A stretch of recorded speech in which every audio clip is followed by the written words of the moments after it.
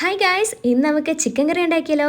അതിനായിട്ട് സവാള, തക്കാളി, ഇഞ്ചി വെളുത്തുള്ളി ചതച്ചത്, പച്ചമുളക്, കറിവേപ്പില, മല്ലിയില ഇത്ര എടുക്കാം. ഇനി നമ്മുടെ കുക്കർ എടുത്ത് വയ്ക്കുക. അതൊന്ന് ചൂടായതിനു ശേഷം നമുക്കതിലേക്ക് ഓയിൽ ഒഴിച്ചു കൊടുക്കാം. ഓയിലൊന്ന് ചൂടായിട്ട് വരുമ്പോഴത്തേക്കും നമുക്കതിലേക്ക് ഉലുവ ഇട്ട് കൊടുക്കാം. ഒരു 10 ഉലുവയോളം ഇട്ട് കൊടുക്കാം. ഉലുവയൊന്ന് പൊട്ടി വരുമ്പോഴത്തേക്കും നമുക്കതിലേക്ക് നമ്മുടെ സവാള ആഡ് ചെയ്ത് കൊടുക്കാം. സവാള ഇനി നന്നായിട്ടൊന്ന് വഴറ്റണം. അതിനുവേണ്ടി നമുക്ക് അതിലേക്ക് ഉപ്പുകൂടി ഇട്ട് കൊടുക്കാം. ഉപ്പും കൂടി ഇട്ടിട്ട് നന്നായിട്ടൊന്ന് വഴറ്റി കൊടുക്കാം.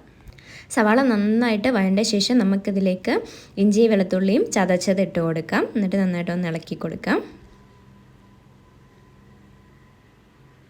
ഇനി നമുക്ക് കറിവേപ്പില കൂടെ ആഡ് ചെയ്ത് കൊടുക്കാം. ഇനി നമുക്ക് പച്ചമുളക് കൂടി ആഡ് ചെയ്ത് കൊടുത്തിട്ട് നന്നായിട്ടൊന്ന് ഇളക്കി കൊടുക്കാം. ഇനി നമുക്കിതിലേക്ക് നമ്മുടെ തക്കാളി കൂടെ ആഡ് ചെയ്ത് കൊടുത്തിട്ട് നന്നായിട്ടൊന്ന് വഴറ്റി കൊടുക്കാം. തക്കാളിയും കൂടെ നന്നായിട്ട് വഴറ്റിയ ശേഷം നമുക്കിതിലേക്ക് മസാല പൗഡേഴ്സ് എല്ലാം ഇട്ട് കൊടുക്കാം. ഇനി നമുക്ക് വേറൊരു പാൻ എടുത്ത് വെച്ചിട്ട് അതിലേക്ക് മസാലകളെല്ലാം ഒന്ന് ചൂടാക്കി കൊടുക്കാം. ആദ്യം നമുക്ക് മുളക് പൊടി ഇട്ട് കൊടുക്കാം. അപ്പം ഞാൻ എടുത്തിരിക്കുന്ന ആ സ്പൂണിൽ 2 സ്പൂണാണ് എടുത്തിരിക്കുന്നത്.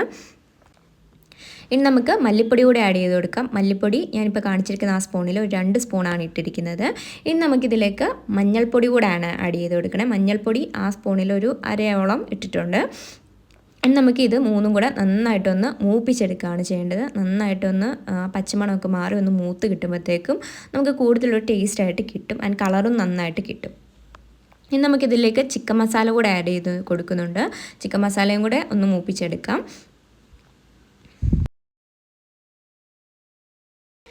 ഇനി നമ്മൾ വഴറ്റി വെച്ചിരിക്കുന്ന നമ്മുടെ ഇതിലേക്ക് നമ്മുടെ മസാലകളെല്ലാം ആഡ് ചെയ്ത് കൊടുക്കാം.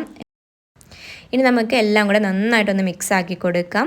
എല്ലാ ഭാഗത്തും നമ്മുടെ പൗഡേഴ്സ് എല്ലാം എത്തണം. എല്ലാം കൂടെ ഇട്ട് കൊടുക്കാം. ഇനി ഇതിലേക്ക് നമുക്ക് കറി മസാല കൂടെ ആഡ് ചെയ്ത് കൊടുക്കാം. എന്നിട്ട് നന്നായിട്ട് ഇളക്കി കൊടുക്കാം. ഇനി നമുക്ക് 1/4 ടീസ്പൂൺ കുരുമുളക് പൊടി കൂടെ ആഡ് ചെയ്ത് കൊടുക്കാം. എന്നിട്ട് നന്നായിട്ടൊന്ന് മിക്സ് ആക്കി കൊടുക്കാം. നല്ലപോലെ എല്ലാം വഴറ്റിയ ശേഷം നമുക്കിതിലേക്ക് മല്ലിയില കൂടെ ആഡ് ചെയ്ത് കൊടുക്കാം. എന്നിട്ട് ഒന്ന് മിക്സാക്കി കൊടുക്കാം. അപ്പോൾ നന്നായിട്ട് വഴറ്റി വന്നിട്ടുണ്ട്. ഇനി നമുക്കിതിലേക്ക് നമ്മുടെ ചിക്കൻ, നമ്മൾ കഴുകി മാറ്റി വെച്ചിരിക്കുന്ന ചിക്കൻ ഇതിലേക്ക് ആഡ് ചെയ്ത് കൊടുക്കാം. ഇതൊരു 1.5 കിലോ ചിക്കനാണ് നമ്മളിപ്പം കഴുകി മാറ്റി വെച്ചിരിക്കുന്നത്. ഇനി നമ്മൾ വഴറ്റി വെച്ചിരിക്കുന്നതിലേക്ക് നമ്മുടെ ചിക്കൻ ആഡ് ചെയ്ത് കൊടുക്കാം.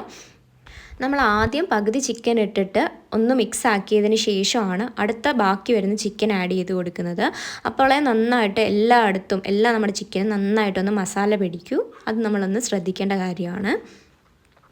എന്നിട്ട് നമുക്ക് നന്നായിട്ടൊന്ന് ഇളക്കി കൊടുക്കാം. ഇനി നമുക്ക് ഇതിലേക്ക് വെള്ളം കൂടെ ആഡ് ചെയ്ത് കൊടുക്കാം. 1 ഗ്ലാസ് വെള്ളമാണ് ഞാനിപ്പോൾ ആഡ് ചെയ്ത് കൊടുത്തേക്കുന്നത്. എന്നിട്ട് വെള്ളത്തിലിട്ടിട്ട് നമുക്ക് നന്നായിട്ടൊന്ന് ഇളക്കി കൊടുക്കാം.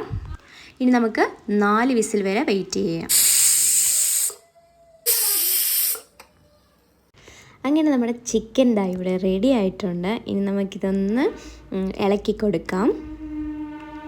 ഇനി ഇതൊന്ന് നന്നായിട്ട് കുറുകി വറ്റാനായിട്ട് നമുക്ക് ഉരുളി എടുത്ത് വെച്ചിട്ട് അതിലേക്ക് ഇട്ടിട്ട് നന്നായിട്ടൊന്ന് വറ്റിച്ചെടുക്കാം. ഇപ്പം നമ്മുടെ ചിക്കൻ കറി നന്നായിട്ട് വറ്റി കിട്ടിയിട്ടുണ്ട്. നമുക്കിനി ഇത് ബൗളിലേക്ക് സെർവ് ചെയ്യാം.